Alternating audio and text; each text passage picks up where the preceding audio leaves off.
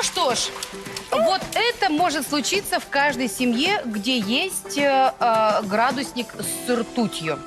Одно неловкое движение, и градусник разбился. А серебряные красивые шарики растеклись, посыпались или запрыгали по полу. Разбежались. Разбежались. Ситуация действительно неприятная. Ртуть – это токсичное вещество первого класса опасности. Она испаряется медленно. Ее пары могут очень серьезно подорвать здоровье человека.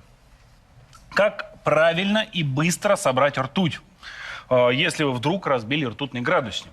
Поговорим об этом в нашей рубрике. Но сначала я хочу спросить у наших зрителей, кто разбивал градусник? Поднимите руки. Вот ртутный градусник, кто разбивал? Что вы при этом делали?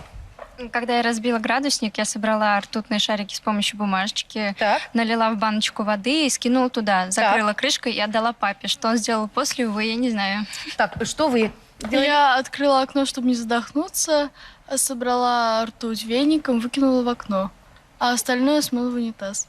В окно? И в окно, а потом в унитаз. Все. Вот так делать категорически нельзя. Выходите к нам, пожалуйста. Пойдемте сюда. Давайте. Не бойтесь, все хорошо, держите микрофон. Да. Как вас зовут? Дана, На каком ты живете? на 14-м. На 14? С 14-го этажа вот это все богатство полетело. Я думаю, вы на первом этаже, думаю, так, тихонечко раз, там, в ландыши кинули. Это когда было, вот градусник разбили? Ну, я в 4 классе, наверное, была. Время прошло уже. Время прошло, да. Давайте все-таки поговорим о том, что делать, если все-таки разбился ртутный градусник. Да. Как правильно собирать ртуть и вообще что делать в такой ситуации? Насколько это опасно? Я хочу пригласить сразу к нашему разговору нашего эксперта. Лебедев Михаил Юрьевич, врач Центра молекулярной диагностики Центрального НИИ эпидемиологии Роспотребнадзора. Во-первых, надо, конечно, помнить о том, что ртуть опасна прежде всего вдыханием ее паров. Так. Вот что, кстати, интересно, ртуть при приеме внутрь абсолютно не токсична и практически полностью выводится скалом. В древности даже древние врачи, есть такие данные, с помощью ртути лечили заворот кишок. Вот давали выпить грамм 100-200 ртути, считая при этом, что запутавшиеся петли кишечника расправятся под тяжестью ртути. Распутывались? Помогал? Ну, интересно? вот как говорят древние Кто выживал, врачи. тот- Ну, кто-то тот выживал, получалось. но при этом отравления ртутью все-таки не было. Да-да-да. Вот. А вот вдыхание паров – это гораздо более опасно. Веник, щетка ни в коем случае. Почему? Поскольку мы при этом только разбиваем и без того мелкие капельки на еще более мелкие, что-то остается в венике, увеличивается, конечно же, и испарение паров ртути, то есть ни в коем случае веник. Открывать окно можно, Можно. но при условии, что не будет сквозняка. Дверь в помещение, где разбит градусник, надо закрыть, окно открыть, чтобы все-таки Чтобы внутрь не затягивало. самому все-таки не дышать этим. Чем собирать? Ну вот, прекрасная вещь вот такая. Так, Можно, спринцовка. ну да, спринцовка может только помельче, вот есть такие Есть детские. помельче, да, хорошо. Возможно использовать шприц с толстой иглой. Шприц может быть даже вообще без иглы. Возможно использовать 2 листика бумаги. Очень аккуратно. То есть одним на другой Да, загонять. один на другой. Обязательно должна быть вот такая банка с водой. И туда все скидывать. Для того, чтобы в воде она, собственно, в воде не нет испарялась. в воде нет испарения. Ага. На ноги лучше одеть либо бахилы, либо просто целлофановый пакет. Для того, чтобы Да. частички не попали Да. вот между протекторами ботинка. Куда потом Да, все да. это девать? Вот куда потом Так, папа это еще делает? один интересно? момент. Одеть респиратор, ну или марлевую повязку. А вот потом куда девать? Для этого можно обратиться сразу в МЧС. По телефону 112 или по Ну что, телефону приедут, тут, 01. знаете, у меня Они не градусник- приедут. У меня градусник разбился. Они не приезжают на такие случаи. Тем не менее, они дадут информацию, куда все это можно Так, девать. хорошо. Можно обратиться в санэпидслужбу, опять же, по месту жительства. Ну, в МЧС, наверное, телефон подскажут. Да, там скажут, куда бечь. Кроме того, одежда, в которой проводилась Утилизация. уборка ртути, лучше собрать в пакет и также сдать туда же, куда и остатки градусника вместе со всеми материалами, которые использовались при этой уборке. В любом случае, мы понимаем, что веники, пылесосы в этом смысле нам не помогут. Не помогут. Пылесос в таком случае он становится просто одноразовым.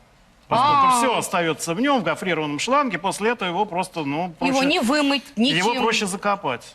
Также нельзя пользоваться стиральной машиной при стирке одежды. То есть либо ее утилизировать, либо, как я уже сказал, И это получается вывесить вот на 3 из месяца. одного маленького градусника вот такая вот заморочка Ну, получается. смотрите, 2 грамма, ну, примерно 2 грамма ртути Так. в одном градуснике. Этого количества ртути хватит, чтобы, ну, так, буквально отравить 6 тысяч кубометров воздуха. То есть бросить, допустим, мусоропровод, ну и практически весь дом. Весь жилой дом. Да, весь жилой дом. Бросить в палисадничек с 14 этажа. Так. Тоже, в общем-то, ничего хорошего. Хорошо, вот уже прошло сколько времени? Какие последствия могли бы быть, например? Давайте, кстати, поговорим о признаках отравления. Пойдемте, потому что, поговорим сюда, может быть, люди на оставшихся 13 этажах как-то и не понимают, в чем Что проблема. произошло? Это Все, может давайте быть, там. Так, повышенная утомляемость. Есть. Не специфический признак, но может быть, да? Ну, на самом деле, все признаки Отравления. хронического отравления ртути, они не специфические. То есть такого какого-то яркого прям вот симптома, к сожалению, нет. Так, головные боли, раздражительность, Совершенно верно. судороги. Но это уж Судороги. это более характерно Это для острое, острого отравления. Так, Тошнота. тошнота и металлический привкус. Да, это тоже больше характерно для острого. Есть еще один признак, это так называемый аритмичный тремор. То есть подергивание пальцев, подергивание век, так будто ни с того ни с сего и не ритмично. То есть это вот тоже для хронического отравления характерно. Вы что-нибудь такое испытывали? Так как же, если она Не, на ну, 14 судороги бы этаже запомнила. живет? Ну, понятное дело. Ну, вот видите, да. А У вот кто-то соседей внизу, спросите. возможно, что-то было. Вот, в любом случае, если вот что-то такое есть, и есть подозрение на то, что все-таки контакт с парами ртути был, можно сдать кровь или мочу на ртуть. Это делается во многих лабораториях. Обычный такой анализ, который позволяет, в общем-то, Ну что, а потом как бы какое-то всё лечение, определить. да? ну, Если потом вдруг... какое-то лечение, конечно. Ну что ж, спасибо большое, Михаил Юрьевич. Присаживайтесь. Огромное спасибо. Пойдемте сюда. Ну что теперь будете делать, если вдруг разобьете ртутный градусник? Как будете поступать? Звоните в МЧС, собирать правильным путем, а не веником. И не кидать из окна. Не кидайте из окна, не Да, надо. пожалуйста, Пожалейте скажите. соседей. Да, и себя, и соседей. Ну, хорошо, вам еще жить и жить. Спасибо вам большое. Присаживайтесь. Ну, на самом деле, сейчас достаточно легко избежать вот этого неприятного инцидента. Потому что сейчас большое количество градусников электронных. Да. Они по своей точности все меньше и меньше отличаются от старых ртутных градусников, а безопасность их на порядок выше. Поэтому, может быть, наша программа заставит вас пересмотреть свою старую аптечку и вместо Заменить? ртутного градусника использовать какой-то современный электронный и безопасный. А мы